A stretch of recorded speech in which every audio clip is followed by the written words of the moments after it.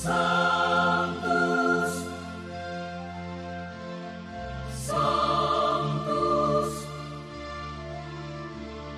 Sanctus Dominus Deus Sabaoth. Bapak, Ibu, dan saudara-saudariku yang terkasih dalam Tuhan kita Yesus Kristus, salam sejahtera untuk kita semua. Berkat Allah yang Maha Kuasa senantiasa menyertai kita.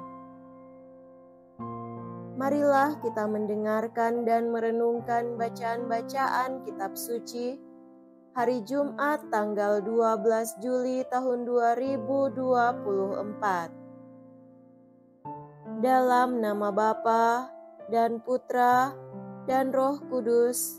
Amin. Bacaan pertama dari Nubuat Hosea bab 14 ayat 2 sampai 10. Bertobatlah hai Israel kepada Tuhan Allahmu, sebab engkau telah tergelincir karena kesalahanmu. Datanglah membawa kata-kata penyesalan dan bertobatlah kepada Tuhan. Berserulah kepadanya, ampunilah segala kesalahan, sehingga kami mendapat apa yang baik. Maka kami akan mempersembahkan pengakuan kami. Asyur tidak dapat menyelamatkan kami. Kami tidak mau mengendarai kuda dan takkan berkata lagi kepada buatan tangan kami, "Ya Allah kami, karena Engkau menyayangi anak yatim." Beginilah firman Tuhan, "Aku akan memulihkan mereka dari penyelewengan. Aku akan mengasihi mereka dengan sukarela, sebab murkaku telah surut daripada mereka. Aku akan menjadi seperti embun bagi Israel, maka ia akan berbunga seperti bunga bakung dan menjulurkan akar-akarnya seperti pohon hawar. Ranting-rantingnya akan merambak, semaraknya akan seperti pohon zaitun, dan berbau harum seperti yang di Libanon. Mereka akan kembali dan diam dalam naunganku. Mereka akan tumbuh seperti gandum. Mereka akan berkembang seperti pohon anggur yang termasyur seperti anggur Libanon. Efraim, apakah lagi sangkut pautku dengan berhala-berhala? Akulah yang menjawab dan memperhatikan engkau. Aku ini seperti pohon sanobar yang menghijau, daripadaku engkau mendapatkan buah. Siapa yang bijaksana, biarlah memahami semuanya ini.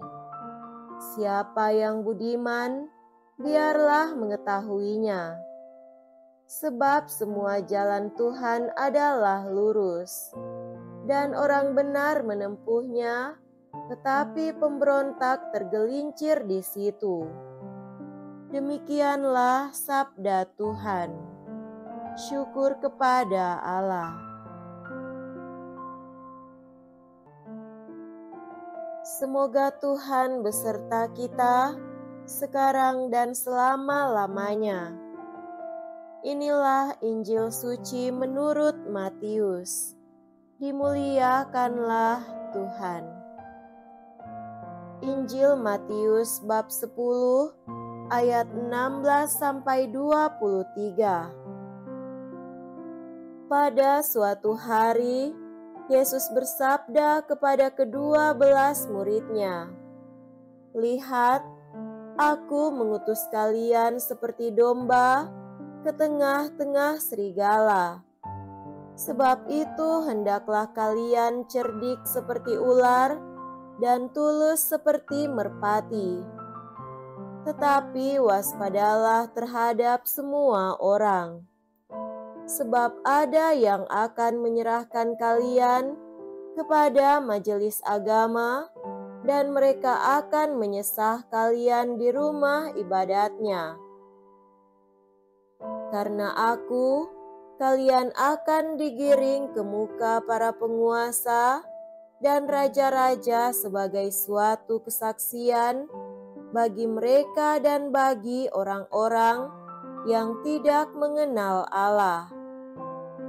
Apabila mereka menyerahkan kalian, janganlah kalian khawatir akan bagaimana dan akan apa yang harus kalian katakan, karena semuanya itu akan dikurniakan kepadamu pada saat itu juga.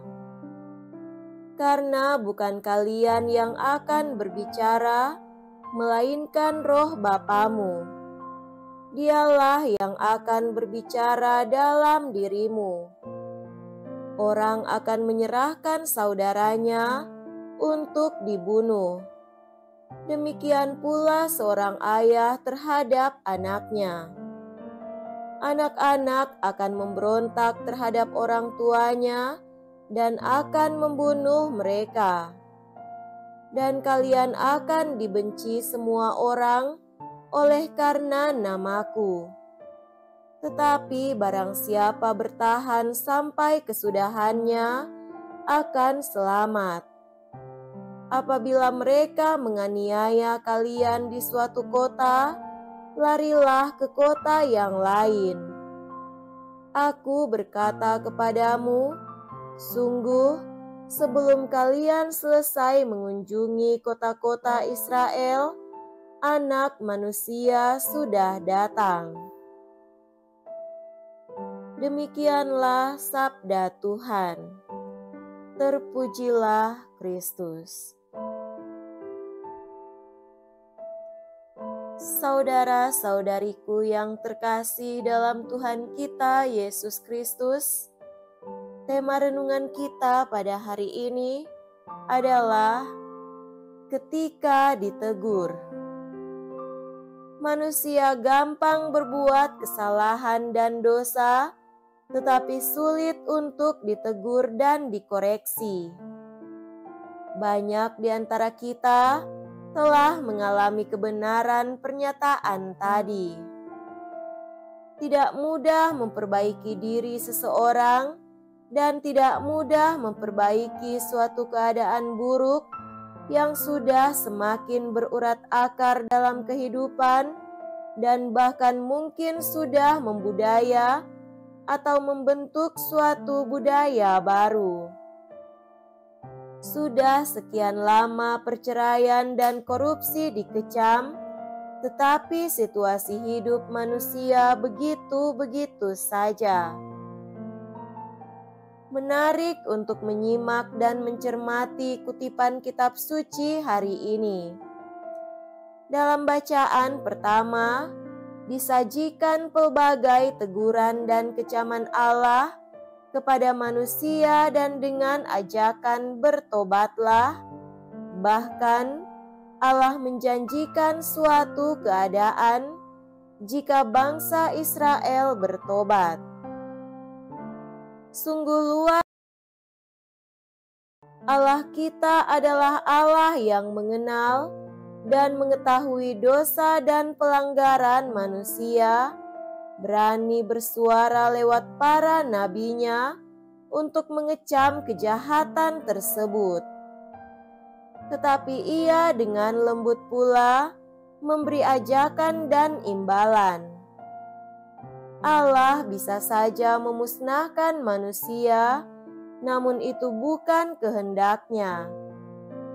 Ia ingin manusia menikmati hal-hal yang lebih baik, dan karena itu Ia tegas menunjuk apa yang salah dan keliru, apa yang tak berkenan kepadanya. Saudara-saudari terkasih, terhadap perlakuan Allah sedemikian, simak pula kata-kata pemazmur. Pemazmur berseru, "Kasihanilah aku ya Tuhan, ciptakanlah hati yang murni ya Allah. Berilah aku sukacita karena keselamatanmu." Seruan-seruan seperti inilah yang semoga ada di hati dan terungkap lewat bibir kita. Teguran Allah ditanggapi dengan kerendahan hati dan permohonan rahmat.